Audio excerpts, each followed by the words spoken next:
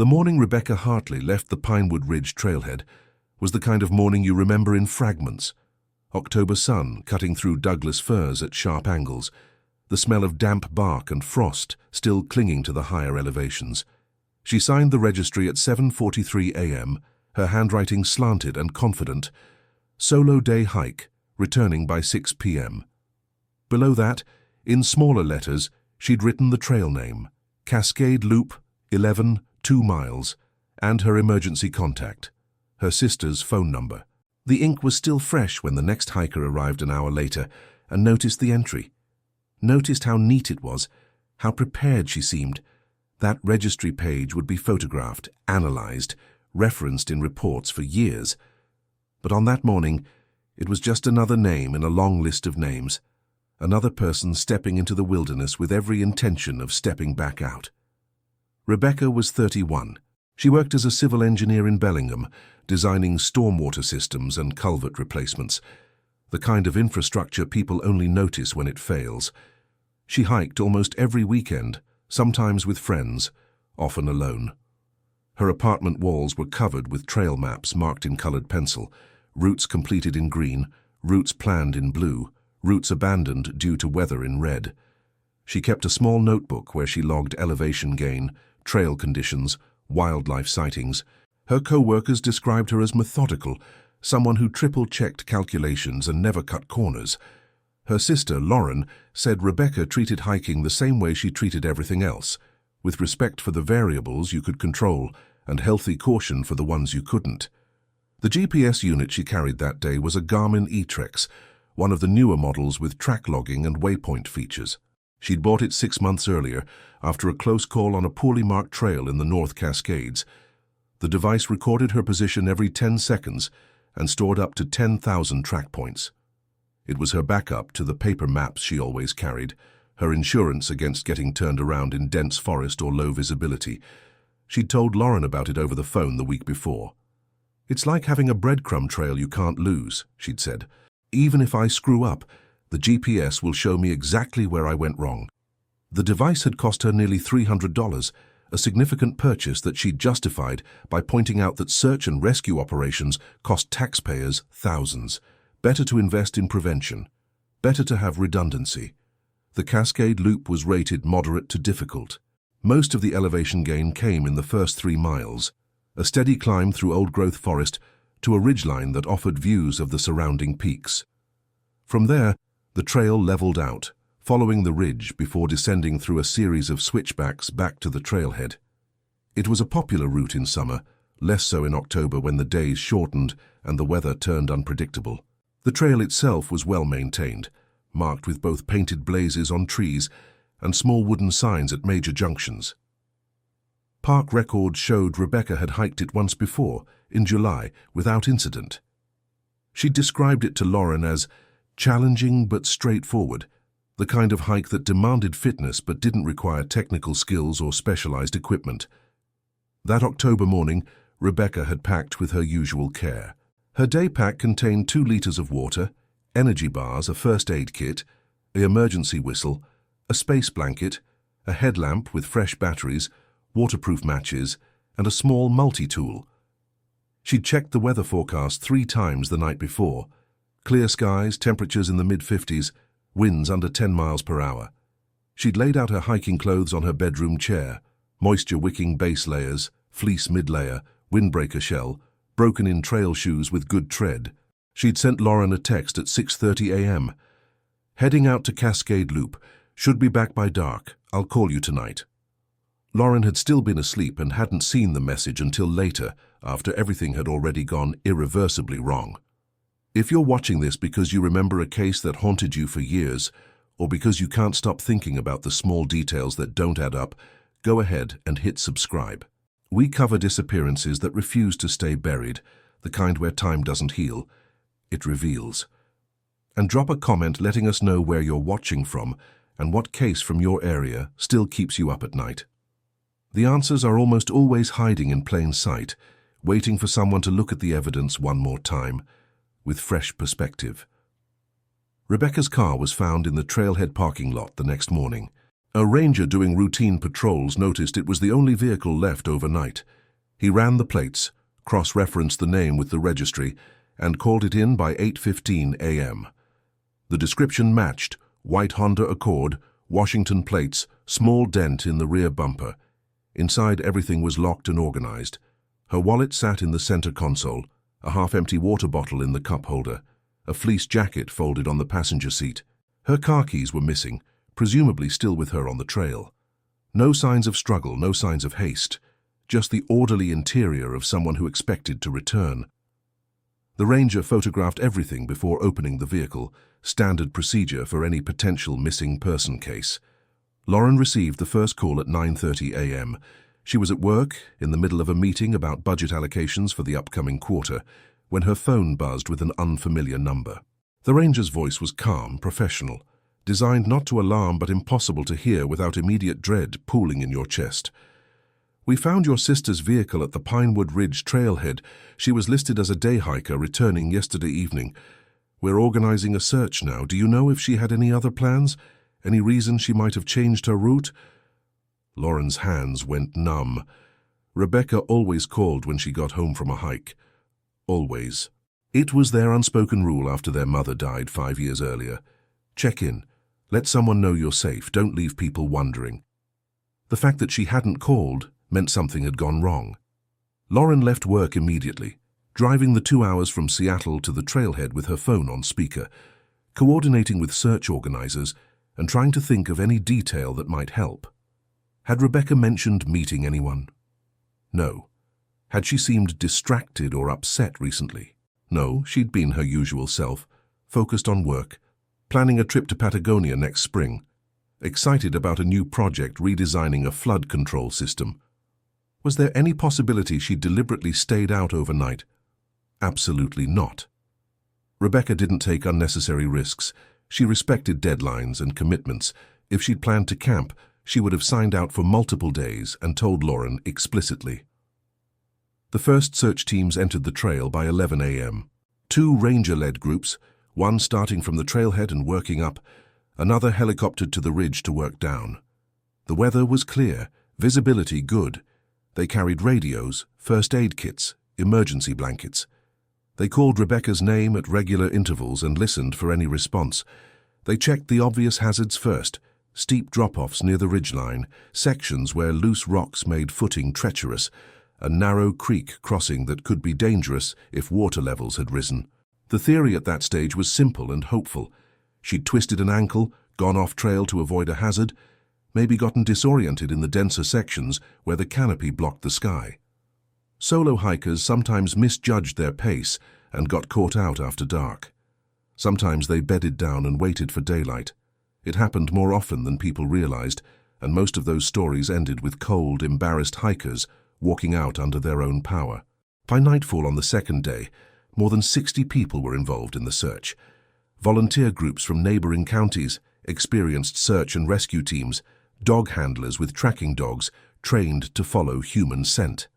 They worked in grids, methodical and thorough, covering the main trail and then branching into the surrounding forest in expanding concentric circles. The dogs picked up Rebecca's scent along the first 2 miles of the trail, confirming she'd followed the standard route at least that far. But after the second mile, near where the trail forked at an unmarked junction, the scent became inconsistent. One dog followed a path that led northeast, away from the Cascade Loop, into an area known locally as the Bitterroot Flats, a low-lying section of dense underbrush and seasonal creeks that most hikers avoided. The other dog lost the trail entirely at the junction, circling repeatedly, before sitting down in the confused way that meant the scent had simply disappeared. Lauren arrived that second night and set up in a motel 15 miles from the trailhead. She brought copies of Rebecca's hiking logs, her trail maps, anything that might offer insight into her sister's habits or thinking. She met with the search coordinator, a woman named Victoria Brennan who'd been running mountain rescues for 17 years. Victoria had kind eyes and a direct manner that Lauren found both comforting and terrifying. She asked careful questions, taking notes on a small pad. Had Rebecca ever mentioned feeling unsafe on trails? Did she have any medical conditions that might cause sudden disorientation? Diabetes, seizures, heart problems? Was she the type to chase a view off trail or stick rigidly to marked paths? Had there been any personal stress lately? Relationship problems, financial troubles, work conflicts that might make her want to disappear? Lauren answered as best she could, her voice steady but her hands clenched white around a coffee cup that had gone cold hours ago. Rebecca was cautious, she insisted. Rebecca followed rules. Rebecca had no reason to run and every reason to come home safely. The search expanded to cover 140 square miles over the next week.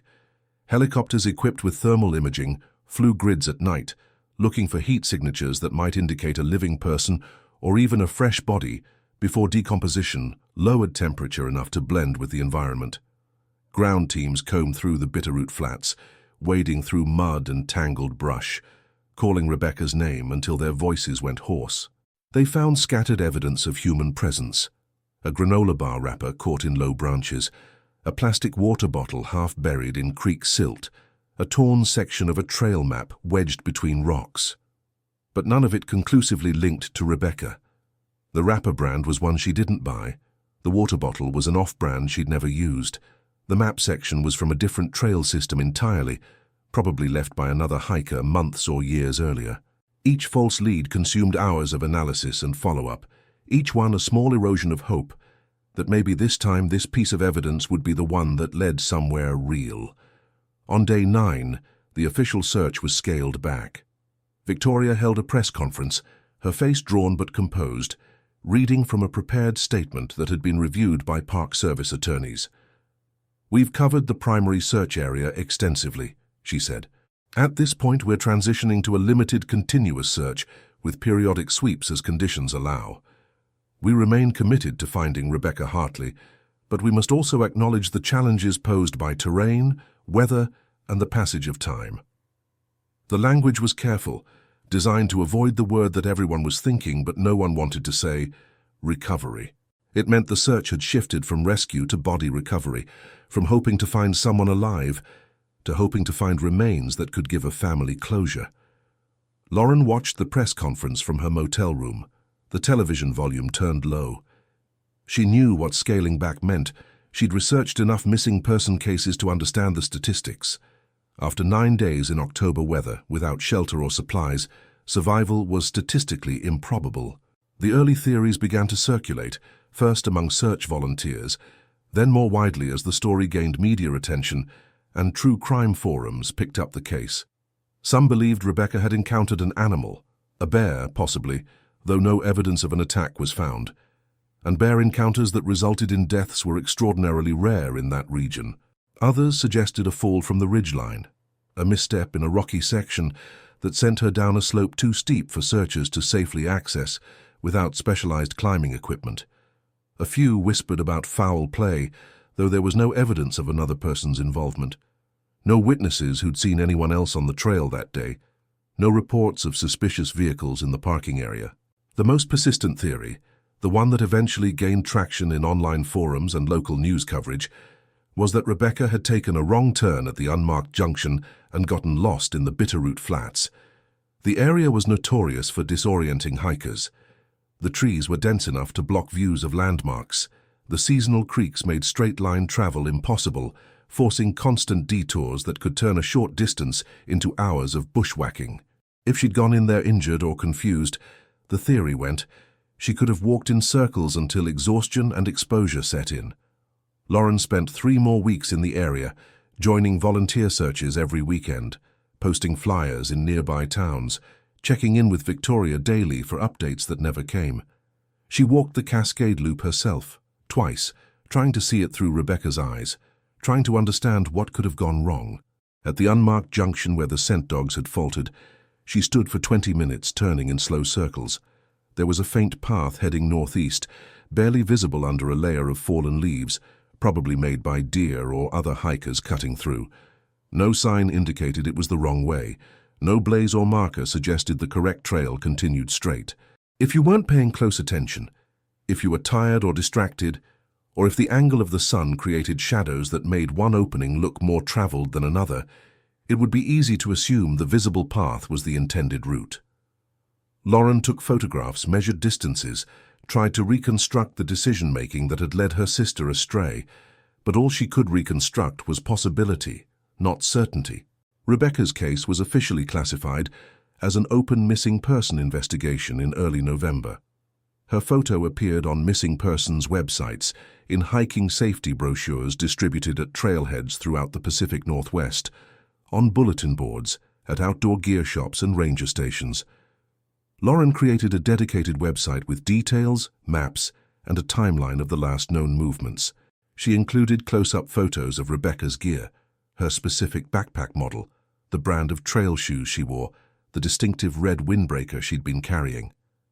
Tips came in sporadically over the following months, claimed sightings that never panned out, psychics offering visions of locations that yielded nothing, well-meaning hikers who found items in the woods that turned out to belong to someone else.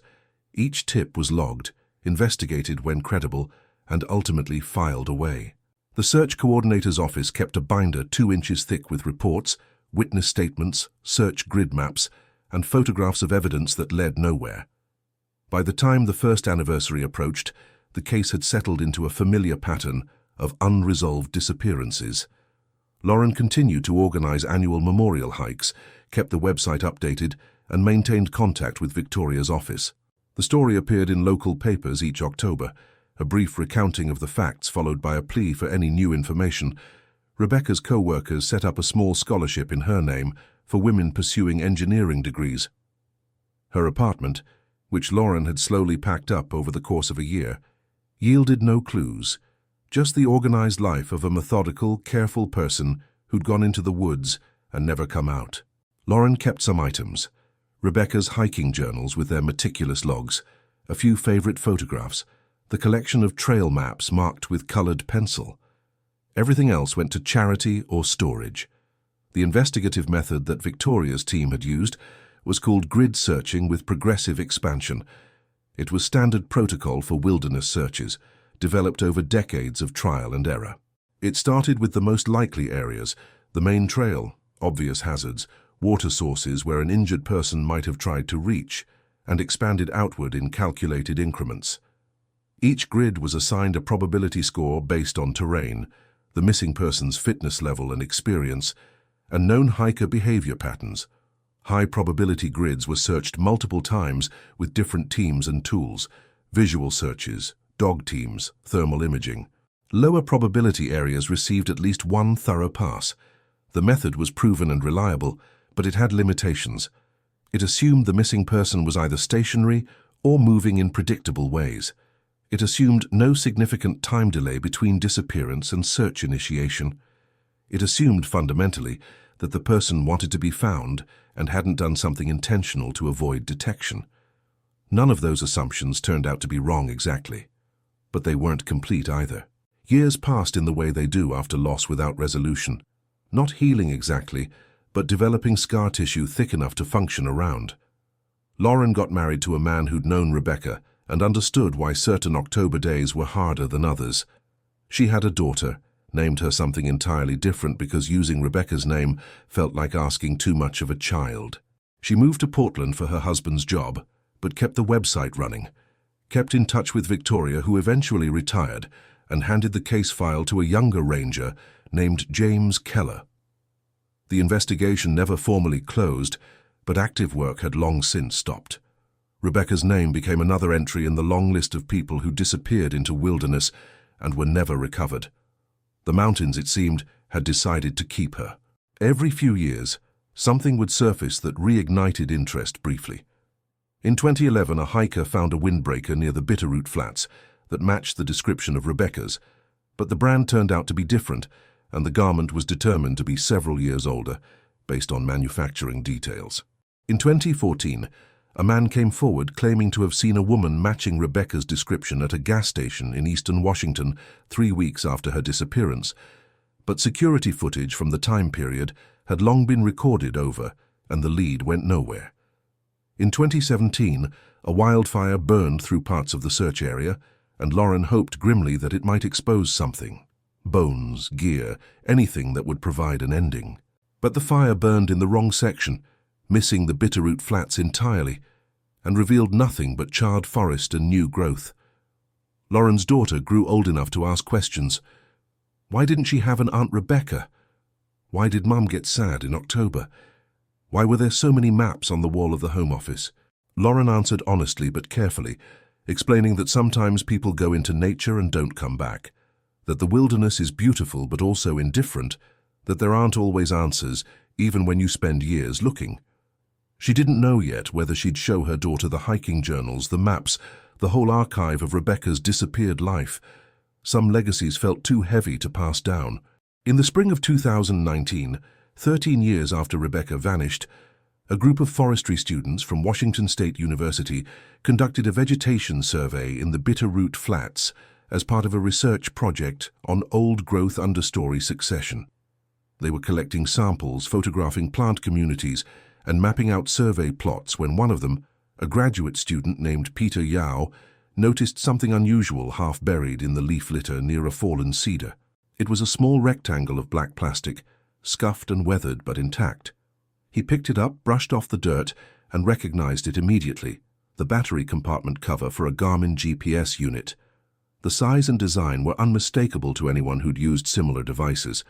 The rest of the GPS wasn't visible in the immediate area. Peter bagged the cover, logged the coordinates of the find location using his own GPS, and mentioned it to his professor back on campus.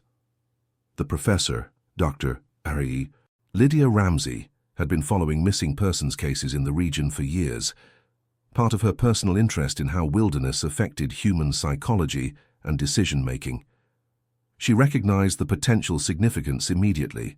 The battery cover was turned over to the sheriff's department, which cross-referenced the serial number fragment visible on the inside with old case files and manufacturer records.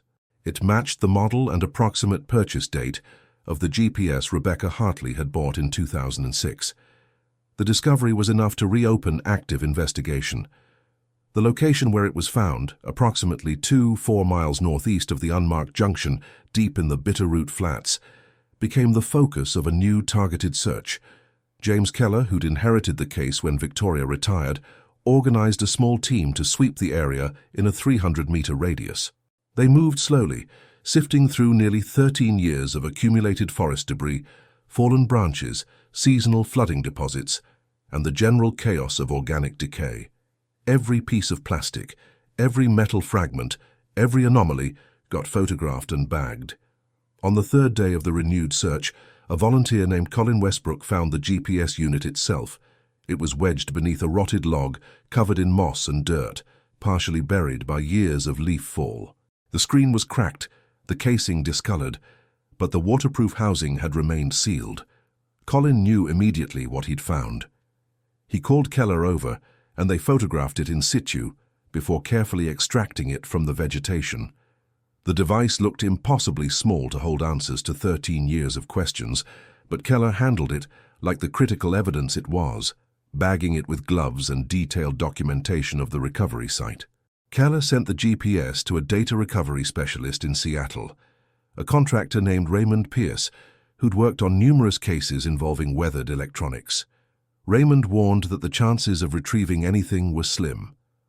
Water intrusion, battery corrosion, physical damage, and 13 years of environmental exposure were all working against preservation. The device would need to be carefully dried, the battery contacts cleaned, the internal components assessed for viability. Even if the hardware was intact, the data might be corrupted beyond recovery. But 2 weeks later, Raymond called Keller back with news that felt like archaeology and resurrection combined. The device had been in power-saving mode when the battery died, which had closed all write operations cleanly, and preserved the memory chip. The chip had remained sealed inside the waterproof casing. He'd recovered the complete track log from October 14, 2006. The track log told a story that no one had fully anticipated. Rebecca's path was recorded in precise latitude and longitude points, time-stamped and sequential, a digital breadcrumb trail that mapped every step of her final day. She'd followed the Cascade Loop Trail for the first 2 miles, exactly as expected. Her pace was steady, consistent with someone hiking well within their capabilities. At 10:17 a.m., her track reached the unmarked junction. For 2 minutes, her position showed minimal movement, Likely she'd stopped to check her map or simply to catch her breath before the steeper sections ahead. At 10:19 a.m., her position showed her heading northeast onto the faint path that led into the Bitterroot Flats. The GPS recorded her continuing along this path for another 7 miles over the next hour and 40 minutes, winding through dense forest, crossing 2 seasonal creeks and gradually curving back southwest, as if she were trying to loop back toward where she believed the main trail should be. At 12:03 p.m., her track showed erratic movement, multiple position points clustered within a 50-meter area, back and forth patterns suggesting she'd stopped and was moving in short, confused circles. She was retracing her own steps, probably trying to find a landmark or familiar terrain feature. The pattern continued for 18 minutes of increasing uncertainty.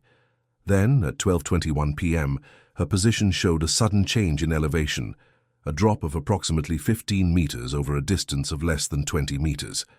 The vertical drop happened in the span of 2 recorded waypoints, meaning it had occurred in less than 20 seconds. The track continued for 3 more minutes at the lower elevation, showing slight movement, then stopped. The final timestamp was 12:24 p.m. Raymond had also recovered a text note attached to that final waypoint, entered using the device's basic text function, a feature Rebecca would have accessed through multiple menu clicks, suggesting deliberate intent to leave a message. The note read, "Wrong trail. 3 words and a fragment. No completion, no additional context." Raymond confirmed that this was the only text entry in the device's memory. Rebecca had used the GPS purely as a navigation tool until those final moments when she'd tried to use it to communicate something more. The incomplete message hit Lauren like physical force when Keller called to tell her. She had to ask him to read it 3 times, needed to hear the exact wording and punctuation, needed to understand whether there was any possibility of additional text that hadn't been recovered. There wasn't.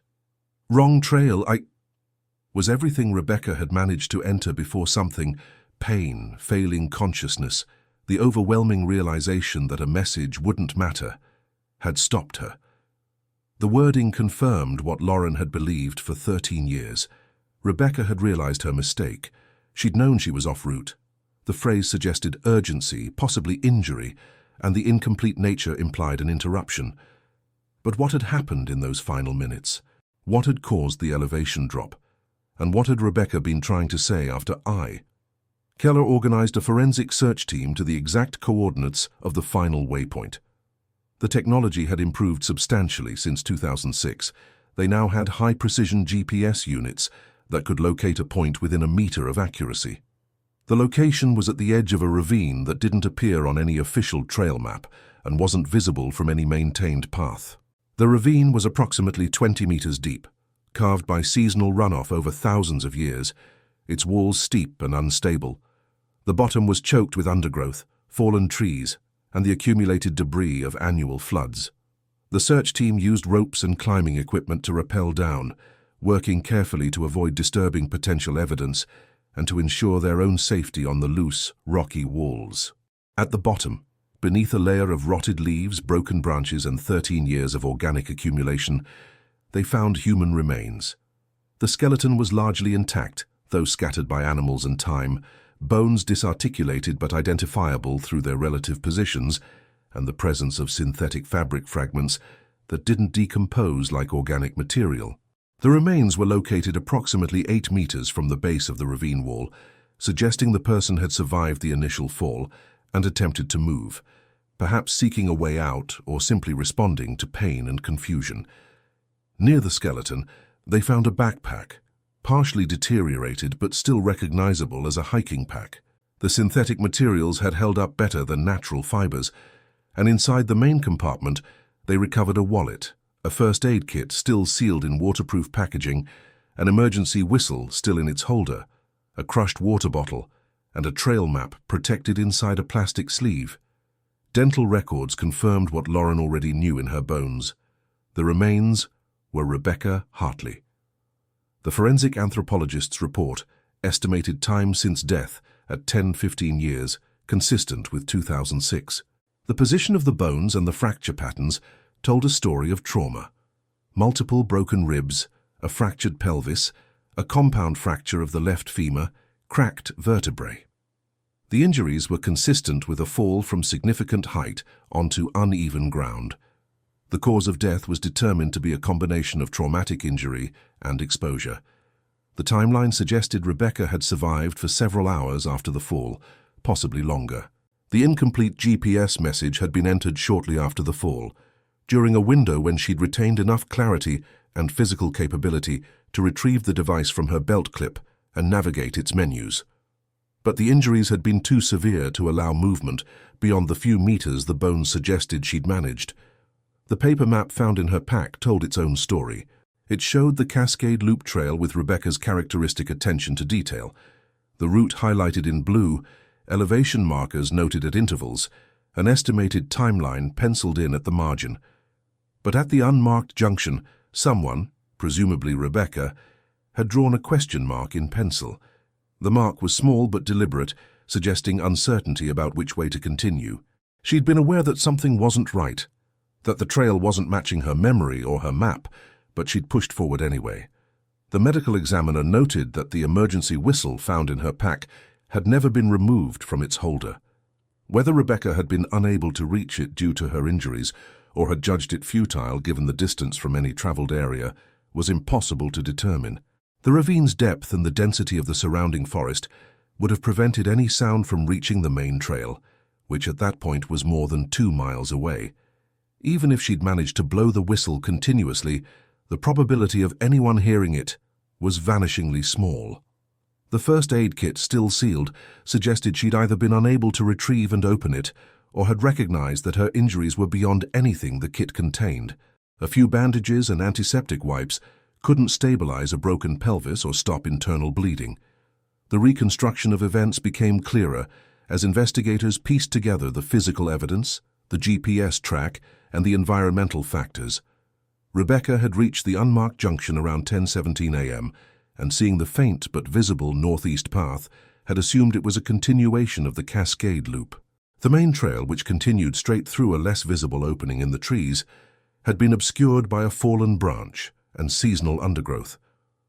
Park maintenance records from 2006 showed that section of trail had been scheduled for clearing in early October, but had been delayed due to early snow at higher elevations and a temporary staffing shortage. The clearing had eventually happened in mid-November, a month after Rebecca had gone missing.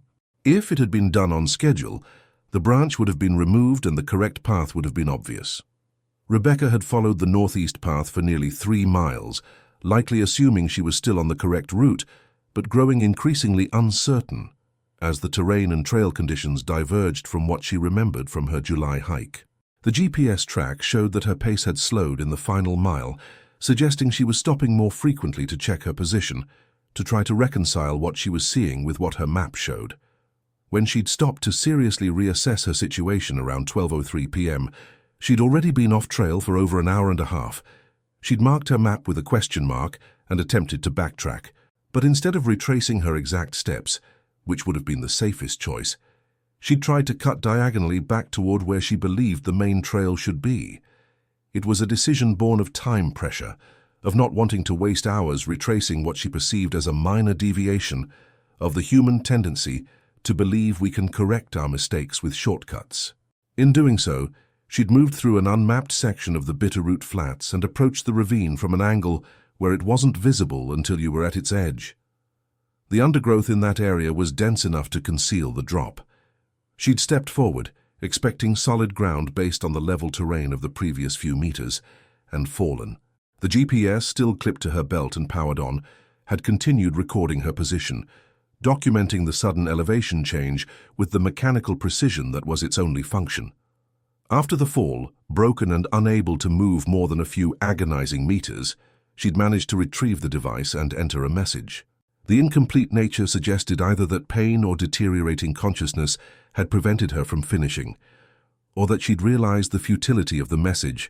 No one would receive it unless the device was found, and at that moment, lying at the bottom of a ravine miles from any trail, she'd understood how unlikely that was. The GPS had remained on, attempting to acquire satellite signals from the bottom of the ravine where the canopy and steep walls partially blocked the sky. The track log showed the device continuing to record her position, stationary except for minor GPS drift, until the battery died at approximately 3:17 p.m. By then, Rebecca had likely already lost consciousness or died. The exact time of death was impossible to determine from skeletal remains, but the medical examiner estimated it had occurred somewhere between 3 and 8 hours after the fall. The revelation forced a reassessment of every decision made during the original search. The grid search had covered the main trail thoroughly and had even sent teams into the Bitterroot Flats, but the specific area where Rebecca had fallen had been given a low probability score. The ravine wasn't visible from any likely approach vector for someone lost in that area, and it hadn't been considered a high-risk feature because it wasn't marked on any maps and wasn't known to park staff at the time. The scent dog's inconsistent readings at the unmarked junction had been noted but not weighted heavily enough in the search strategy because the northeast path appeared too faint to be an obvious wrong turn. In hindsight, every small oversight compounded into a cascade of missed opportunities, but hindsight offered no comfort and no redemption. Lauren traveled to the site after the remains were formally identified and released. Keller offered to escort her, and she accepted, not trusting herself to find the exact location alone. They hiked in from a different access point that brought them closer to the ravine, avoiding the need to follow Rebecca's path from the junction. At the ravine's edge, Lauren stood where her sister must have stood in those final moments, before the ground disappeared beneath her feet. The vegetation had changed in 13 years, grown denser in some places, but the essential topography remained the same. The drop was sudden and complete, invisible, until you were literally at the edge. Lauren understood in that moment how it had happened.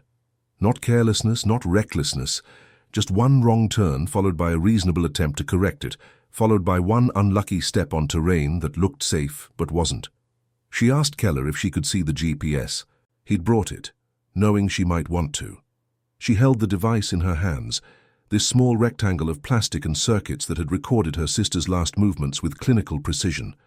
The cracked screen showed nothing now. The battery was long dead, and the device was evidence, not a working tool. But somewhere in its memory, Chip was the complete record. Every turn, every moment of uncertainty, every second of that final fall. And the incomplete message, "Wrong trail, Lauren turned the device over in her hands, feeling its weight, trying to imagine Rebecca's fingers on these same buttons, trying to leave something behind. What had she been about to say? "I'm hurt. I need help. I can't move. I made a mistake. I'm sorry. I love you." Each possibility carried different weight, and none of them mattered, because the sentence remained forever unfinished. Keller explained that the GPS would eventually be returned to her after the case was formally closed, probably within a few months. Lauren nodded, not sure she wanted it, but knowing she couldn't refuse it either. It was evidence, yes, but it was also the last thing Rebecca had deliberately used to communicate. It deserved to be kept, to be remembered, to serve as proof that her sister had fought to leave a message even when hope was slim. The case officially closed in January 2020. The determination was accidental death, the cause a navigational error leading to a fatal fall with no possibility of rescue given the terrain, location, and severity of injuries. The file included the GPS track log, the medical examiner's report, forensic photographs of the site, the recovered personal effects and witness statements from the original search. It joined thousands of other closed cases in the sheriff's archive, another example of how wilderness, despite all human preparation and technology, remained fundamentally indifferent to intention and care. Rebecca's remains were cremated, according to instructions she'd left in a will nobody had expected to execute. Lauren organized a memorial ceremony in late January, when the winter snow made the Cascade Loop inaccessible, but a lower elevation trail nearby was clear. They scattered her ashes along a ridgeline viewpoint Rebecca had photographed during one of her earlier hikes, a place where the forest opened to reveal the surrounding peaks in layers of blue-gray distance. Lauren stood with her husband and daughter and a small group of Rebecca's friends, and they released the ashes into a cold wind that carried them out over the valley below.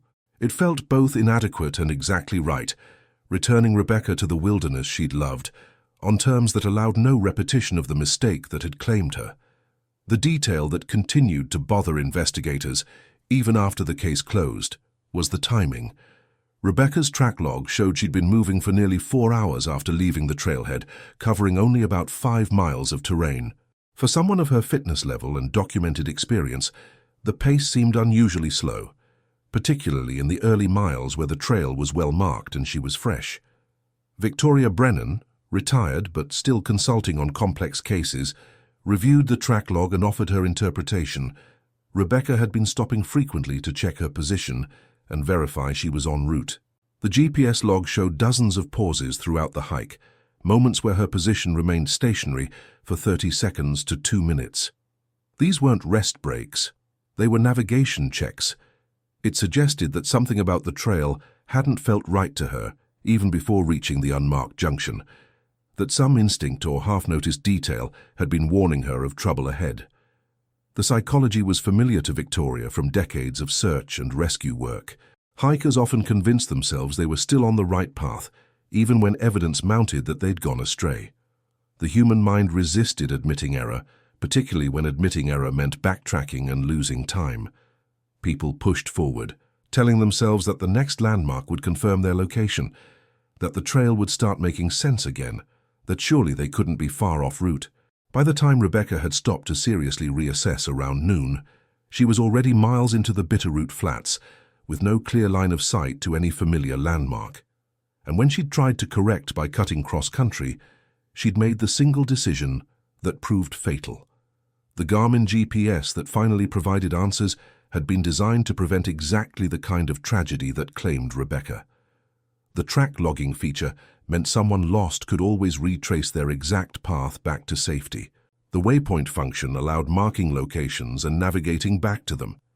The device had performed flawlessly, recording every step, every turn, every moment of uncertainty. But technology could only document. It couldn't prevent, couldn't rescue, couldn't change the fundamental fact that in the backcountry, margins were thin and mistakes were often irreversible. Rebecca had all the right tools and all the right training. She'd simply been unlucky in the exact sequence of circumstances that aligned to defeat both. Lauren's daughter, now 7, sometimes asked about the aunt she'd never met. Lauren showed her photos, told carefully edited stories of hikes and preparation and the importance of respecting wild places.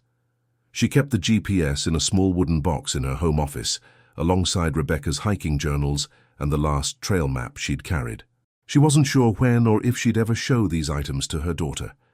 The device held answers, but answers weren't the same as closure. Knowing exactly what happened didn't make it hurt less.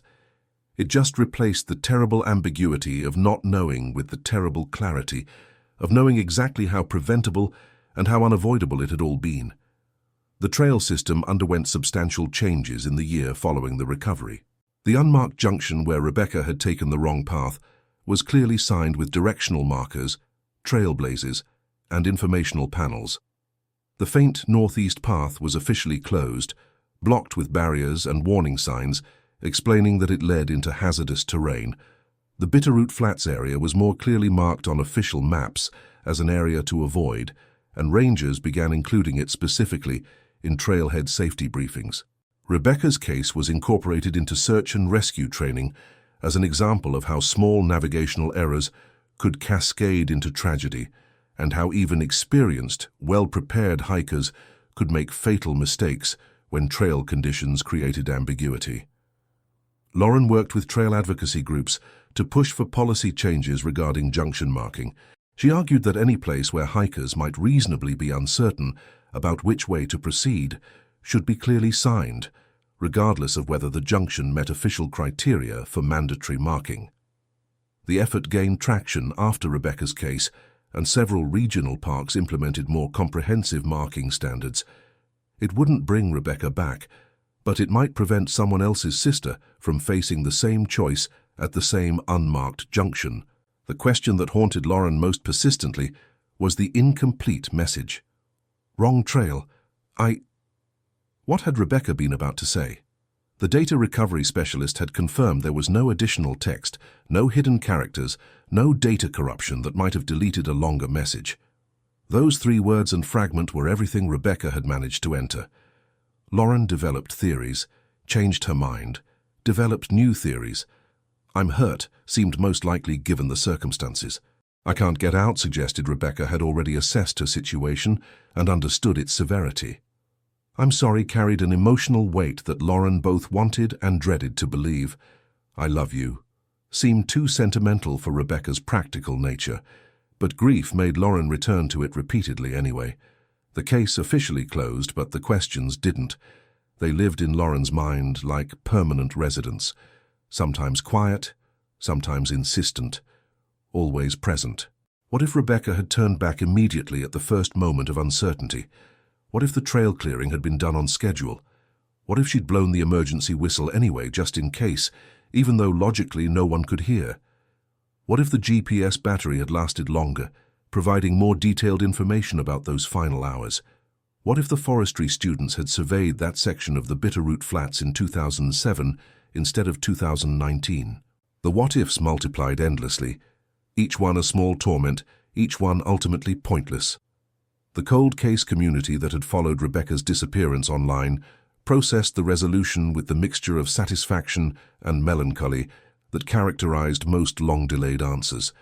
Forums that had theorized about foul play, animal attacks, and deliberate disappearance quietly archived their threads. The GPS track log, released in redacted form by the Sheriff's Department as part of the public record, became a reference point in online discussions about wilderness navigation and the importance of immediate backtracking when uncertainty arose. A few voices argued that Rebecca's experience should lead to mandatory GPS device requirements for solo hikers, but the proposal gained no traction.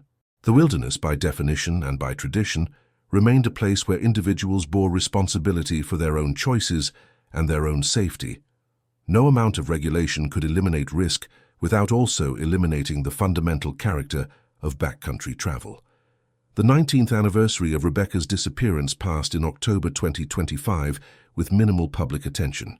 Lauren posted a brief update on the memorial website, noting that the case had been resolved and thanking everyone who'd supported the search over the years. The post included a photograph of Rebecca at a summit she'd reached 2 months before her death, smiling in full sun with her hiking poles planted firmly in rocky ground. The caption read, "She was careful, prepared, and loved by many. Sometimes that's not enough, and the only failure is in believing it should have been." The Cascade Loop Trail remains popular, walked by thousands of hikers every year who pass the now well-marked junction without a second thought. Most don't know about Rebecca Hartley or the 13 years it took to learn what happened to her. The ravine where she fell is still there, unmarked and unmapped except in the sheriff's files, accessible only to those who deliberately leave the trail and push through dense vegetation to find it. The Bitterroot Flats continues to exist as it always has, indifferent to human stories and human tragedy. Just another section of forest where trees grow and creeks flow and seasons change. The GPS unit sits in its wooden box in Lauren's office, its battery long dead, its memory chip holding 10,000 position points that document a journey from confident departure to irreversible error to an incomplete sentence. The device will never be powered on again. It's evidence, a memorial, proof that something existed beyond the moment of its breaking. Lauren doesn't plan to pass it to her daughter, at least not until she's much older, old enough to understand that some objects carry weight beyond their physical form. The incomplete message remains the central mystery within a mystery that was solved. Wrong trail, 3 words that confirmed Rebecca's awareness, 1 fragment that suggested she had more to say but couldn't. Lauren has spent countless hours analyzing the phrasing, the punctuation, the fact that Rebecca used the ellipsis correctly, even in what might have been her final conscious act of communication. It was so characteristic of her sister. Even dying at the bottom of a ravine, Rebecca had taken the time to use proper grammar. The observation made Lauren laugh the first time she thought it, a sharp, painful sound that came out wrong in the quiet of her office. But it was true.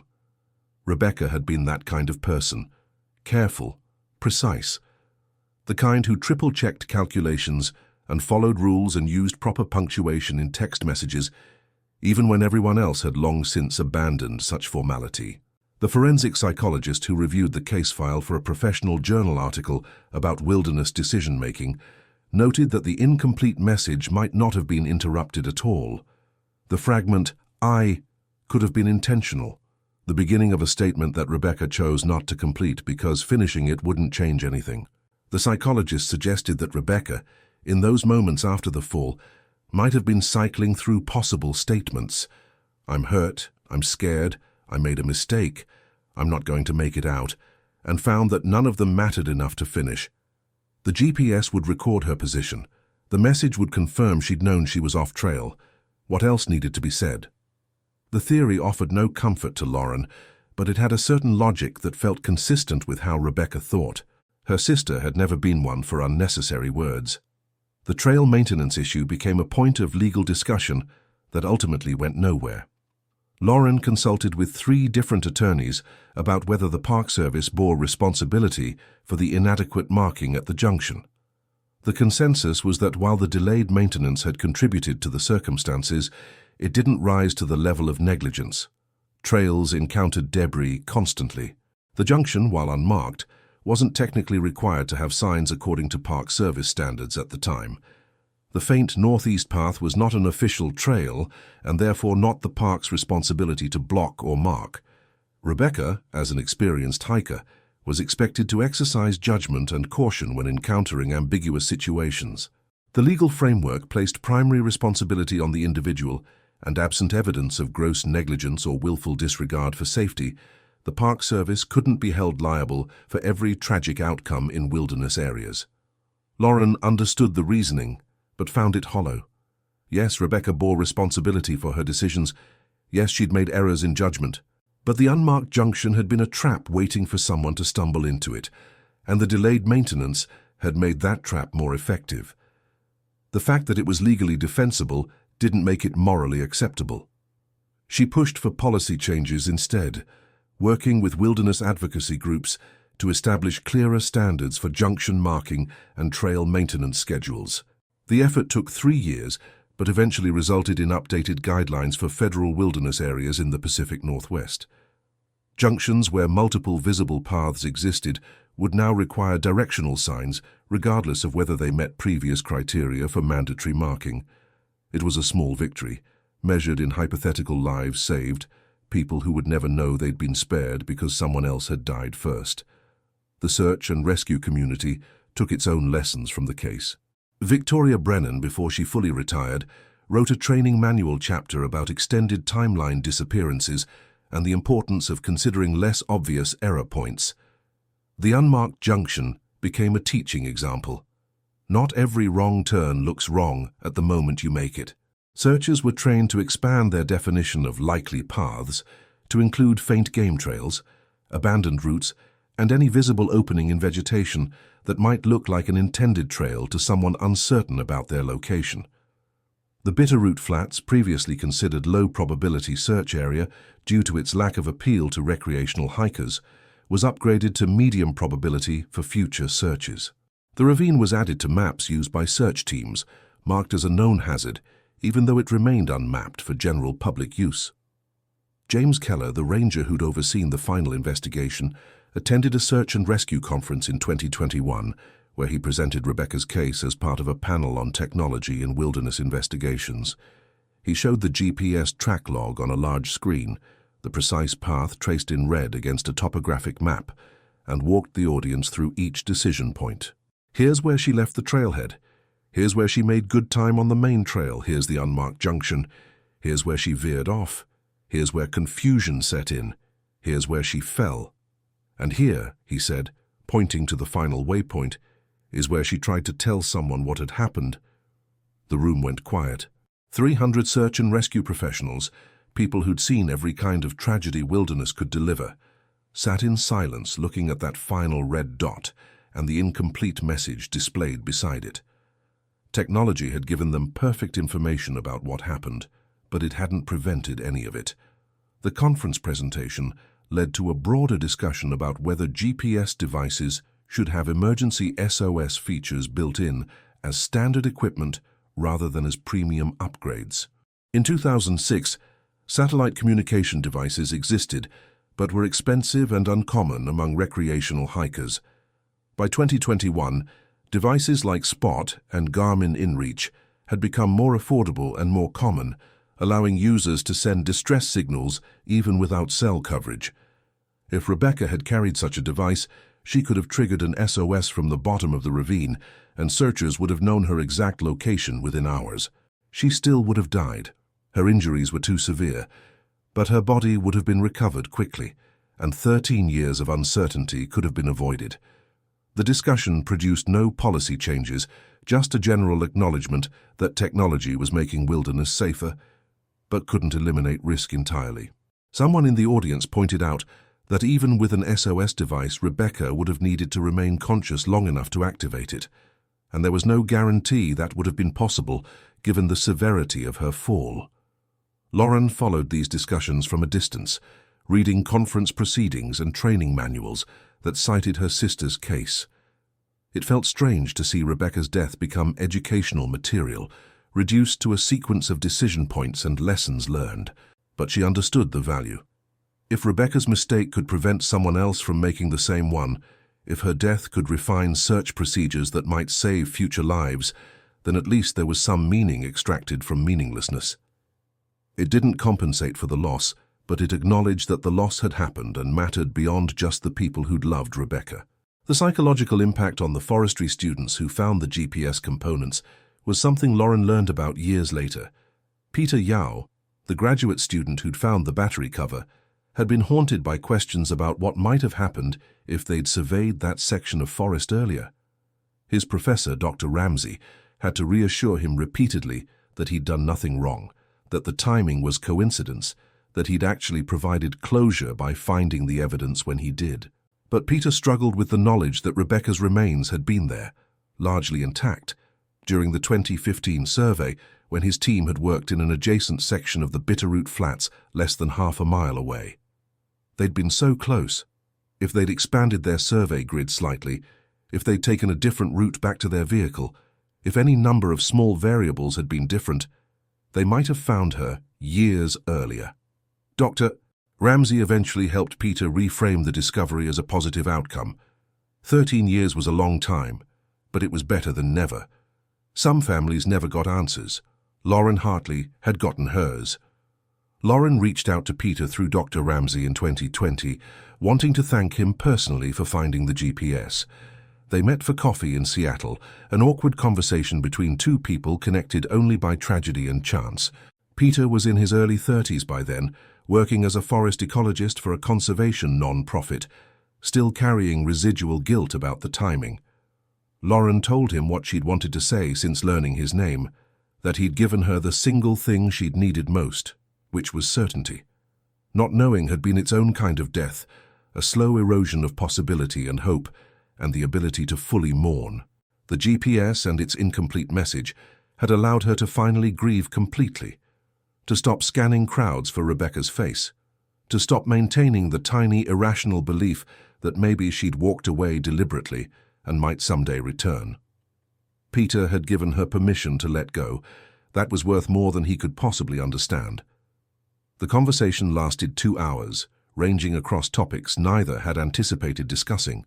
Peter talked about how finding the GPS had changed his approach to fieldwork, making him more aware of the human stories embedded in landscapes that looked pristine and untouched. Lauren talked about the difficulty of explaining to her daughter why Aunt Rebecca wasn't coming to birthday parties, why some people disappeared and stayed gone, why the world could be both beautiful and dangerous. They didn't become friends exactly, but they maintained occasional contact, exchanging emails on October 14th each year, the anniversary of Rebecca's last hike, the date that connected them across time and chance. The 20th anniversary approached in October 2026, without the same weight as earlier milestones. 20 years felt simultaneously impossible and ordinary. Lauren was now older than Rebecca had been when she died, a strange inversion that made her feel both protective and guilty. Her daughter was 10, old enough to be told the full story, and Lauren had started planning how to do it, not all at once, not with the GPS in hand, but gradually, building understanding that her aunt had loved hiking and made a mistake, and died alone in a forest, and it had taken a long time to find out what happened. The details could come later if her daughter wanted them. Some things, Lauren had learned, were better approached slowly. The website Lauren had maintained for 19 years finally came down in the spring of 2026. The case was closed, the questions answered, the purpose fulfilled. She downloaded an archive of everything: photographs, timeline, updates, the messages of support from strangers that had accumulated over the years.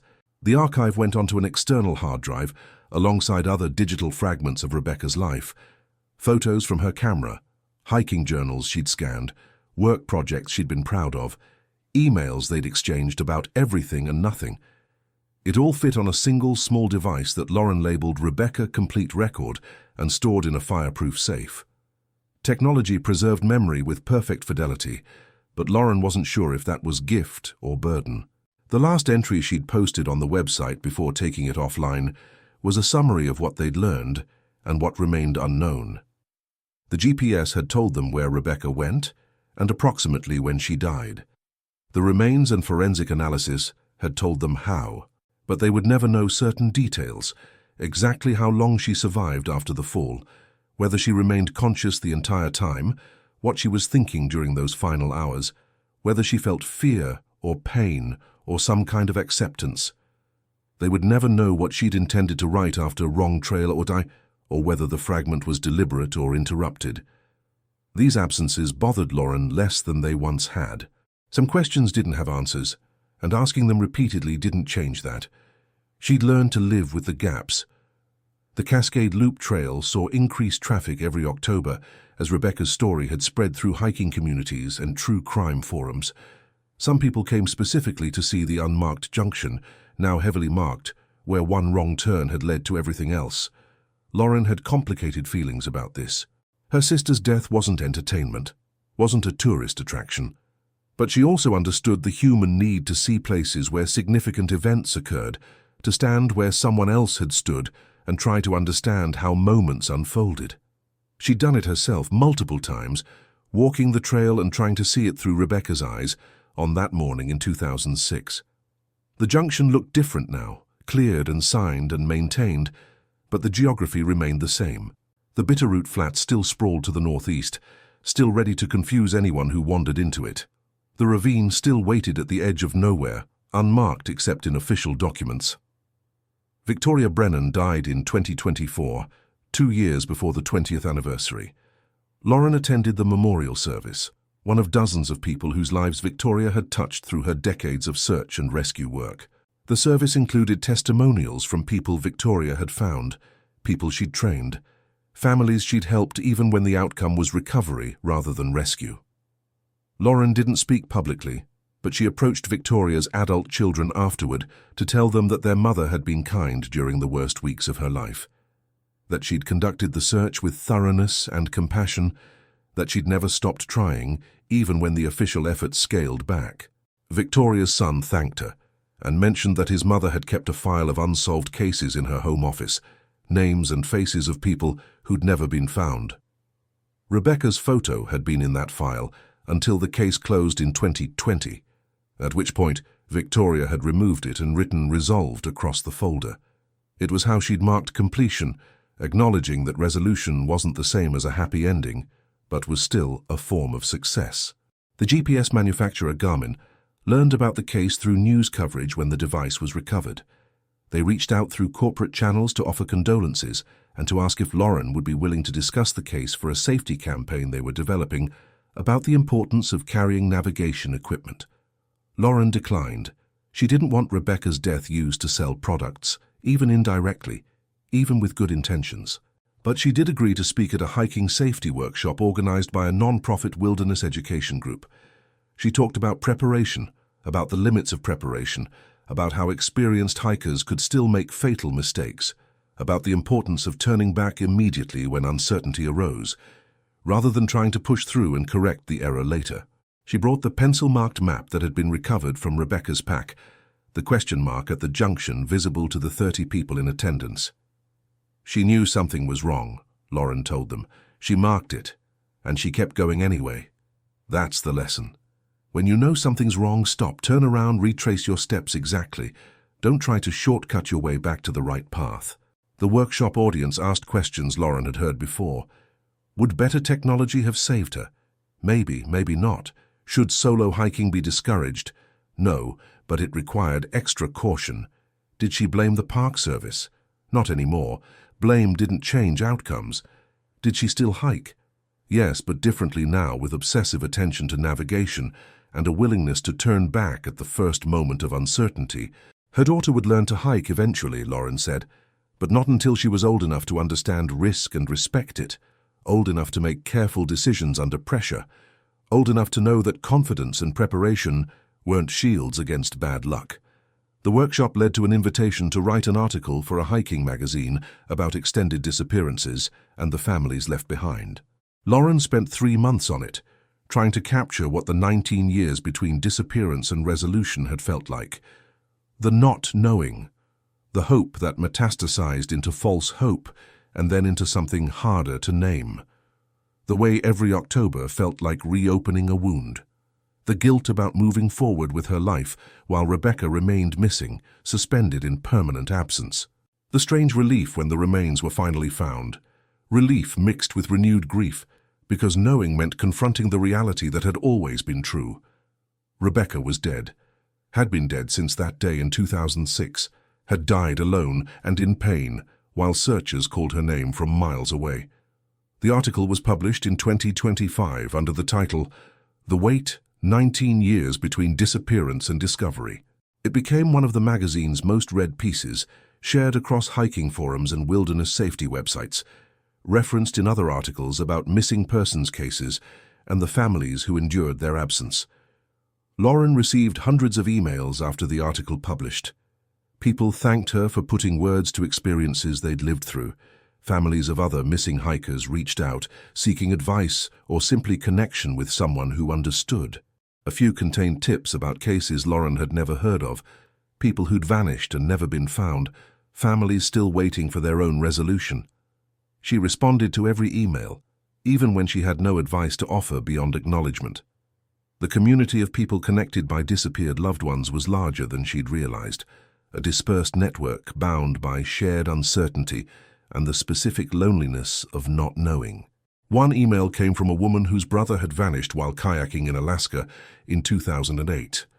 No body had ever been recovered, no equipment found, no evidence discovered despite extensive searches. The woman wrote that she envied Lauren's closure, then immediately apologized for the phrasing, explaining that she didn't mean to minimize Lauren's loss, but just wanted to express how desperately she wished to know what had happened to her brother. Lauren understood completely. She wrote back that both situations were terrible in different ways, that she wouldn't wish either on anyone, but that yes, knowing was better than not knowing even when knowing brought pain. At least she could stop imagining scenarios. At least she could properly grieve. At least she didn't have to maintain two contradictory states of mind, hoping he might still be alive somewhere while simultaneously accepting he was probably dead. The email exchange continued sporadically for months, two women processing different versions of similar grief. The GPS device itself became a minor point of interest in technology preservation circles. A museum focused on consumer electronics history reached out asking if Lauren would consider donating it to their collection, as an example of how GPS technology had evolved and how it had been used in real-world critical situations. Lauren said no, not yet, maybe someday when she was older and ready to release the physical object. For now it remained in the wooden box in her office, a thing she looked at occasionally, but rarely touched. The device carried too much weight, both literal and metaphorical. Its physical weight was negligible, just a few ounces of plastic and electronics, but its meaning weighed more than she could articulate. It was the last thing Rebecca had used to communicate. Kat held the record of her final hours. It had survived when she hadn't. These facts shouldn't matter, it was just a device, just a tool, but they did matter irrationally and completely. 20 years. Rebecca had been gone for 20 years, missing for 19 of them, found and buried for just one. The math still felt wrong to Lauren, as if time itself had fractured. The first year after recovering the remains had been simultaneously easier and harder than the 19 years before. Easier because she finally knew, because she could properly mourn, because she no longer had to maintain hope that maybe Rebecca would be found alive. Harder because knowing meant confronting specific images, the fall, the broken bones, the hours alone in the ravine. The incomplete message entered with failing strength. Lauren's nightmares had changed character after learning the details. Before, they'd been vague. Rebecca lost somewhere, calling for help that never came. After, they were specific and terrible. Rebecca at the bottom of the ravine, still conscious, watching the sky disappear as dusk came and went, and no rescue appeared. Therapy helped, eventually. Lauren had resisted it for years, believing that talking about Rebecca wouldn't change anything. But her husband had finally convinced her to try, and she'd found a therapist who specialized in complicated grief, the kind that came with prolonged uncertainty, followed by traumatic clarity. The therapist helped her understand that she was grieving two losses: the original disappearance, and then the specific details of death that had been revealed 19 years later. Each loss required its own mourning, its own processing. Lauren was still working through the second one, might always be working through it. Some griefs didn't resolve, they just became incorporated into who you were, permanent features of your emotional landscape. The wooden box containing the GPS sat on a shelf where Lauren could see it when she sat at her desk. She didn't open it often, maybe once every few months, usually around October 14th or on Rebecca's birthday. When she did open it, she'd hold the device for a few minutes, turn it over in her hands, remember that Rebecca's hands had held it last, that Rebecca's fingers had pressed these buttons to enter those final words. The ritual felt important, even when she couldn't explain why. Connection, maybe. Continuity. Proof that Rebecca had existed, had mattered, had tried to communicate even in impossible circumstances. Her daughter asked about the box occasionally. "What's in there?" Lauren would answer honestly. "Something that belonged to your Aunt Rebecca. Something that helped us understand what happened to her." Her daughter would nod, accepting the explanation without pushing for details. She was growing up knowing that some topics carried weight, that some questions had complicated answers, that family history included both ordinary memories and extraordinary losses. Lauren hoped this was healthy, this early exposure to complexity and grief, but she wouldn't really know for years, maybe decades, until her daughter was old enough to look back and assess how she'd been shaped by growing up in the shadow of an aunt's disappearance. The trail itself remained unchanged in the ways that mattered. The elevation, the distance, the views from the ridgeline, all exactly as they'd been in 2006. Only the signs were different, the barriers blocking the path to the Bitterroot Flats, the clear markers indicating which way to go at junctions. Rebecca wouldn't get lost now if she hiked it. No one would, not with the improvements. But that knowledge provided no comfort. Rebecca couldn't hike it again.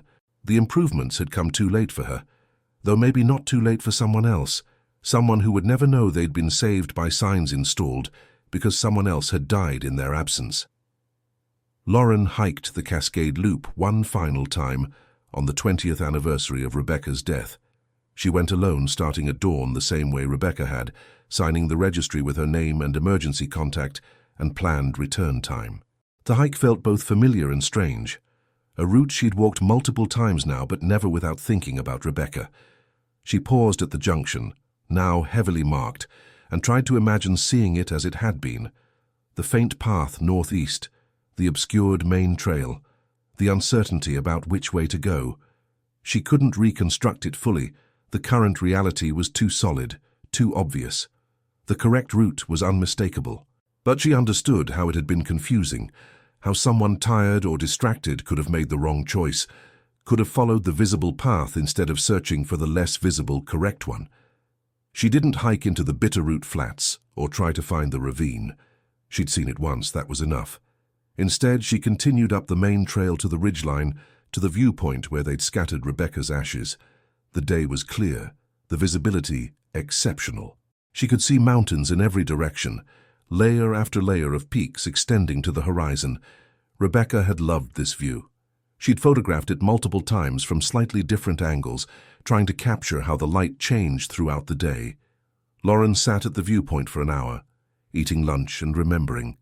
Not the death, not the search, not the 19 years of uncertainty, just Rebecca alive, laughing at some stupid joke, meticulously planning her next hiking trip, explaining engineering concepts with enthusiasm that made dry technical material somehow fascinating.